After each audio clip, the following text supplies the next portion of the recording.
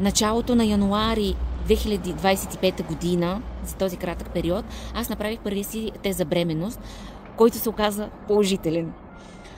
Не можех да реагирам, не можех да се зарадвам, защото за мен това беше нереално. Различни изследвания, лечения, опити за забременяване в България, но все неуспешни. Миналата година разбрах, че са организирали безплатна консултация с един от най-добрите турски специалисти в областта на репродуктивната медицина, доктор Мелих Айгюн.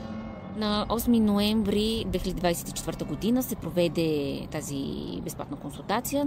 Познах се с доктор Мелих Айгюн, на който съм безкрайно благодарна, защото с неговият професионализъм, човечност, отдаденост, той ми вдъхна нова вяра и надежда за сбъдването на тази моя мечта. Доктор Мелих реагира веднага, направи ми план график на моето лечение, което продължи малко повече от месец.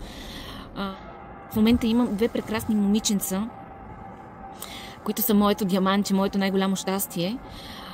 Съм безкрайно благодарна на доктор Мелих, на екипът на Унимед, на Анифе, която също беше неотлично до мен, които са с доктор Мелих и до ден днешен са с мен.